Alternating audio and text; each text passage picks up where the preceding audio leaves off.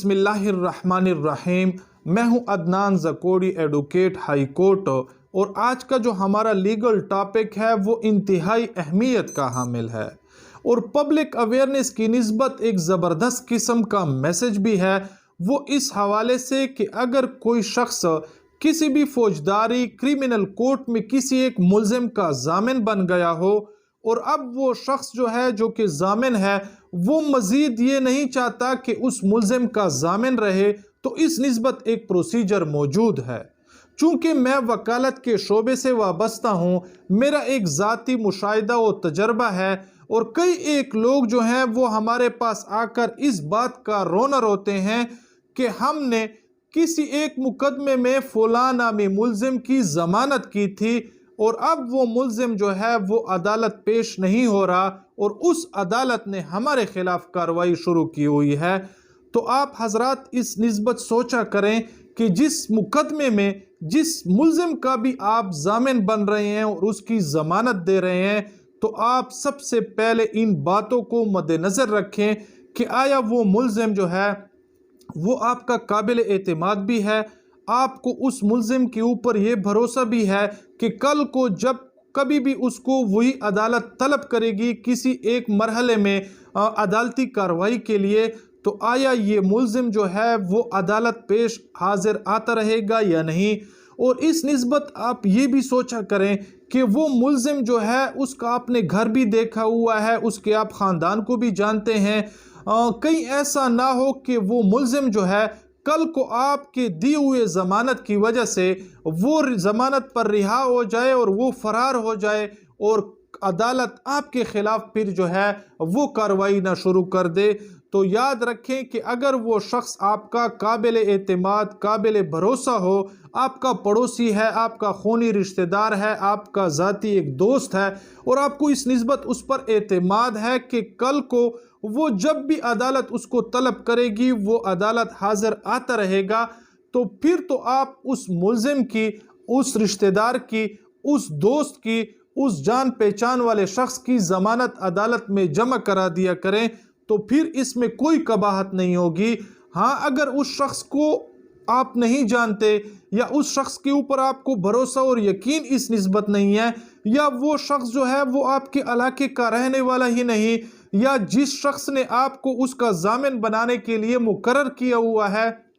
जिस शख्स ने आपको फ़ोन पर बताया हो कि मेरा वो दोस्त जो है जो कि जेल में है और उसकी फ़लाँ नामी अदालत में ज़मानत हो चुकी है, आप जाएं और उसके ज़ामिन बन जाएं और ज़मानतनामे और मुचलके जमा कराएं, आया वो शख्स जो है जो आपको इस चीज़ की डिक्टेशन दे रहा है, आया वो शख्स कल को इस मुल्ज़िम को अदालत में फिर पेश भी कर सकेगा या नहीं। तो इस निस्बत हमारे कई एक पढ़े लिखे नौजवान बेचारे वो फंस चुके हैं, अदालतें उनके ख़िलाफ़ कार्रवाइयाँ शुरू की हुई हैं और वो इस निस्बत बहुत ही तंग आ गए हैं। अगर आपने किसी ऐसे मुल्ज़िम की ज़मानत दी हुई है कि कल को वो मुल्ज़िम जो है वो उस बेल से जम कर ले और वो अदालत हाजिर ना आए, तो याद रखें अदालत जो है जितने पैसों की और मालियत की आपने उस अदालत को ज़मानत और मुचलके दिए हुए होंगे, अदालत आपसे उस मालियत के मुचलके जो हैं नकदी की सूरत में वो आपसे रिकवर करेगी।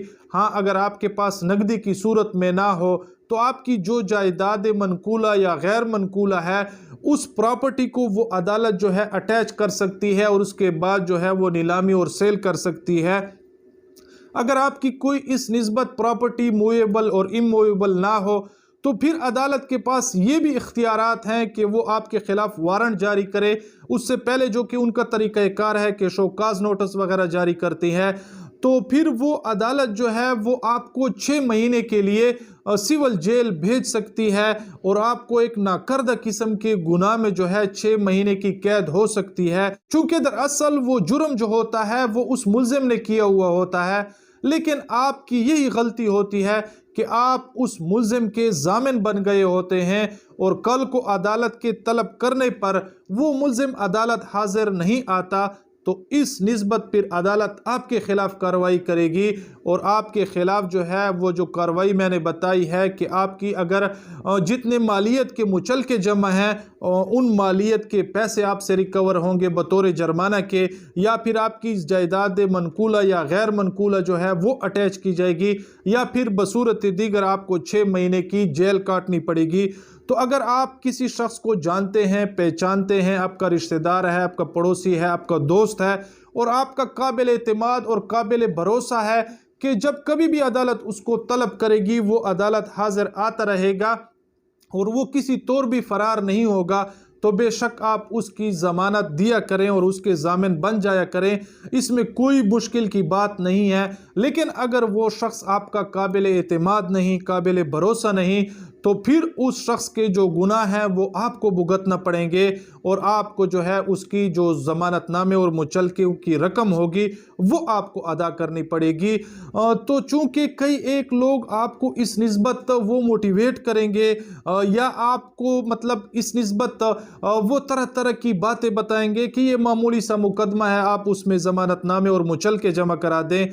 تو اس نسبت آپ نے احتیاط کرنا ہے،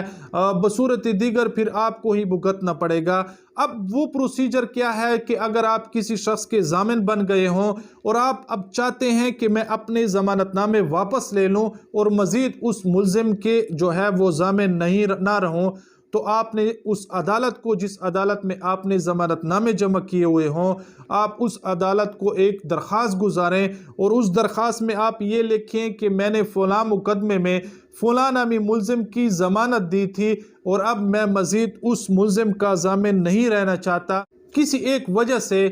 تو آپ اس عدالت کو آگاہ کریں کہ میں اس ملزم کا مزید ضامن نہیں رہنا چاہتا، تو عدالت جو ہے وہ آپ کی درخواست جو ہے وہ الاؤ کر لے گی اور اس ملزم سے نئے ایک اور جدید قسم کے ضامن طلب کرے گی۔ تو پھر وہ عدالت اور اس ملزم کا آپس میں ایک معاملہ ہوگا، آپ کی جو ہے وہ جان خلاصی ہو جائے گی۔ خدا ترسی کے لیے ہم اور آپ لوگوں کی ضمانتیں دے تو دیتے ہیں، لیکن کل کو جو ہے وہ ہمیں پچھتاوا ہی ملتا ہے۔ تو یاد رکھیں اور اس نسبت احتیاط کریں کہ جن لوگوں کو اور جن ملزمان کو آپ ذاتی طور پر نہیں جانتے، آپ کا ان کے ساتھ کوئی قسم کا کوئی تعلق نہ رہا ہو، تو ان لوگوں کی ضمانت نہ کیا کریں۔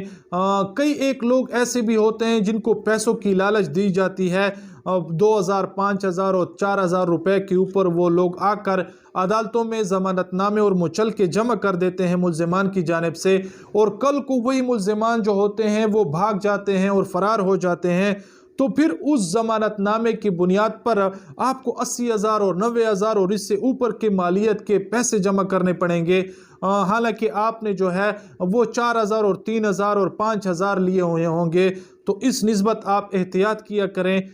کسی ایک ملزم کا اگر جب کبھی بھی آپ کو ضامن بننا پڑے تو اس ملزم سے بھی پوچھ لیا کریں کہ کل کو آپ نے عدالت آنا بھی ہے، کل کو آپ نے مجھے تو نہیں پنسانا، اور اس نسبت آپ خوب تسلی کر لیا کریں، وگرنہ آپ کو پچھتاوا کرنا پڑے گا اور آپ پچھتائیں گے۔ تو جب کبھی بھی آپ چاہیں کہ میں اس ملزم کا مزید ضامن نہ رہوں، تو اس نسبت آپ اسی عدالت کو ایک درخواست گزاریں اور اس میں یہ وجوہات بتائیں عدالت کو کہ اس ملزم کا میں ضامن بن گیا تھا اور اب میں مزید اس کا ضامن نہیں رہنا چاہتا، تو چونکہ جو ضمانت نامے میں نے دیے تھے وہ میں واپس کر رہا ہوں اور وڈرا کر رہا ہوں، تو وہ جو عدالت ہوگی، چاہے وہ مجسٹریٹ صاحب کی عدالت ہو یا سیشن کورٹ صاحب کی عدالت ہو، تو وہ آپ کے جو دیے گئے مچلکے اور ضمانت نامے ہوں گے وہ وڈرا ہو جائیں گے اور آپ کی جو رسپانسیبلٹی ہوگی وہ ختم ہو جائے گی۔ تو اس نسبت آپ لوگ بھی ذرا احتیاط کیا کریں، تاکہ کل کو آپ کو ان کچہریوں کی اور اس پولیس کے وارنٹ کی اور آپ کو اسی طرح گرفتاریوں کی اذیت